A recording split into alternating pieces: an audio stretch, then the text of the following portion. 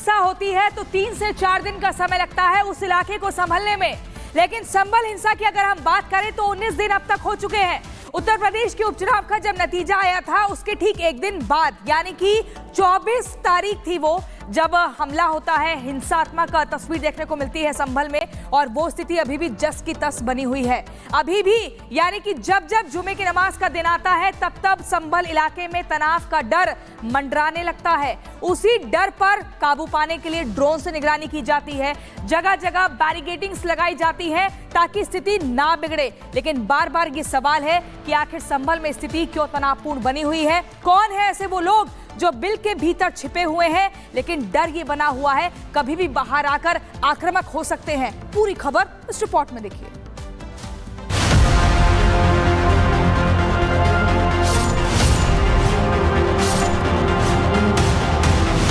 संभल में चारों तरफ फैली पुलिस, जामा मस्जिद के पास कड़ा सुरक्षा घेरा, आसमान में उड़ते ड्रोन, हथियारों के साथ लैस पुलिस के जवान, और इनकी मुस्तैदी साफ साफ बता रही है कि संभल अभी संभला नहीं है।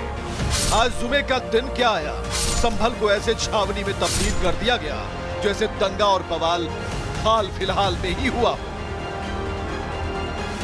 संभल में हुई हिंसा को 19 दिन बीत चुके हैं, लेकिन जुमे की नमाज के दौरान पुलिस का पहरा जस का तस बना हुआ है। इस वक्त मैं संभल की उसी शाही जामा मस्जिद के बाहर मौजूद हूं और तस्वीरें आप यहां पर देखेंगे कि पुलिस बल सुबह से ही यहां पर मुस्तैद है।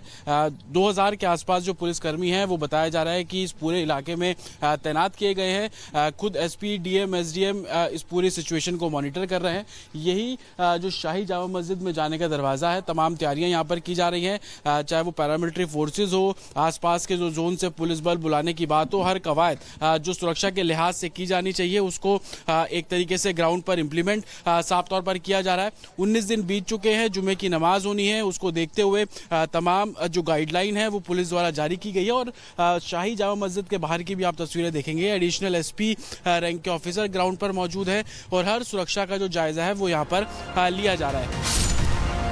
संभल में जिधर देखो उधर पुलिस का पहरा है। नमाजियों को इतनी छूट नहीं तो भीड़ में खड़े होकर बात करें।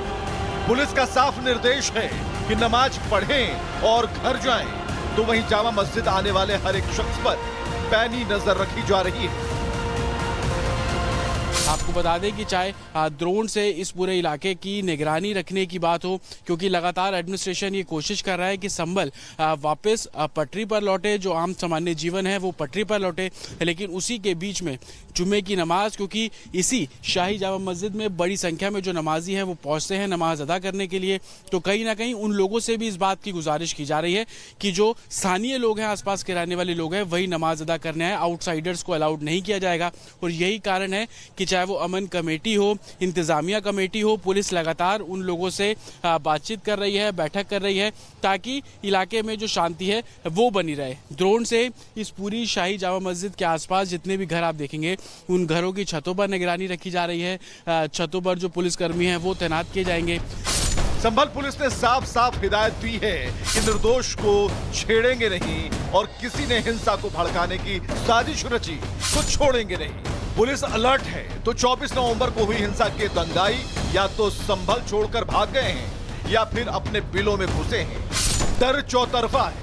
पुलिस को डर है कहीं माहौल ना बिगड़े, तो दंगाई डरे हैं इस बात से कि पता नहीं कब पुलिस की टीम ना आधमके और उन्हें हवालात के पीछे डाल दे। इस भारी टेंशन और तनाव के माहौल में एक बात तो तय है कि यूपी में योगी राज है और यूपी में हिंसा करने वाले बचते नहीं बल्कि जेल जाते हैं, जहां उनकी एक एक गुनाह का हिसाब किया जाता है।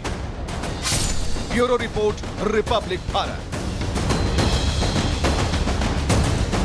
देखिए, ग्राउंड पर आपको लिए चलेंगे, अपडेट बताएंगे, लेकिन उससे पहले देखिए 19 दिन बाद भी किस तरह से हालात वहां पर बने हुए आपको ग्राफिक्स के जरिए बताते हैं। धारा 163 वहां पर लागू की गई है और संभल अभी भी नहीं संभला है।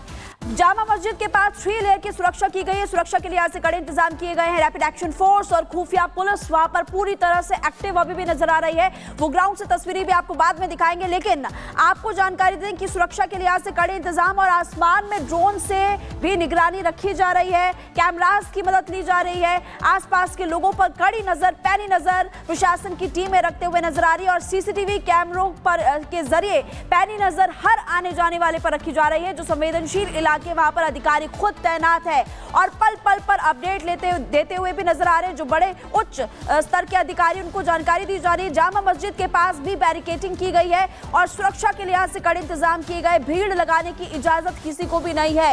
एक जगह पर ज्यादा लोग इकट्ठा नहीं हो सकते, ये भी प्रशासन की तरफ से सख्त निर्देश दिए गए हैं।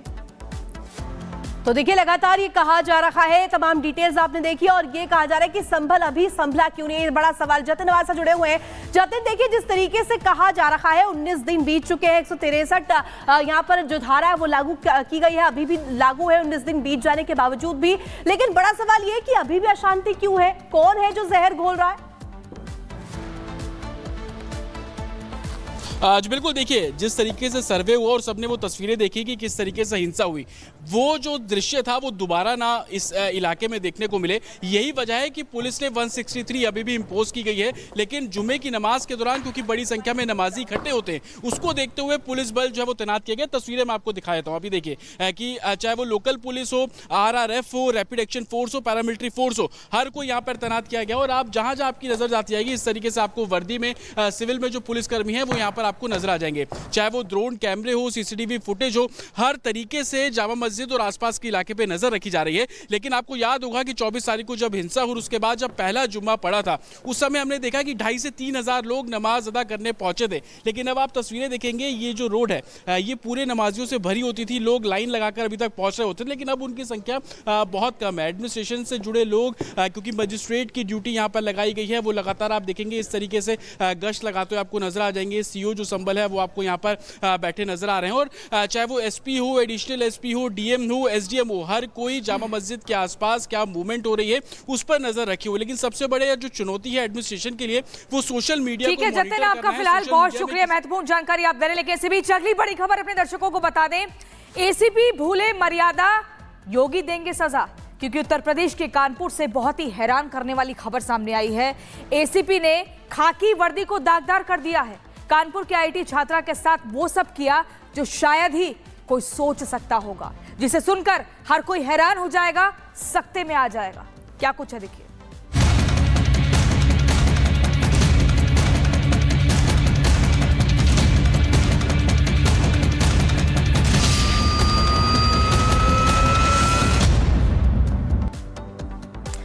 आपने कई बार पोस्टर्स में देखा होगा, उत्तर प्रदेश अगर आप जाते हैं तो वहां पर लिखा होता है कि यूपी पुलिस आपके लिए तैनात है, आपके लिए तत्पर है।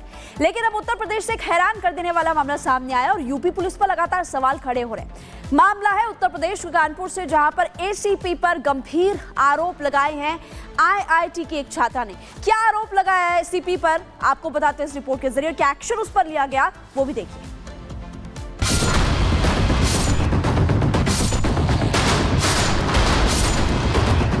महिलाओं की सुरक्षा की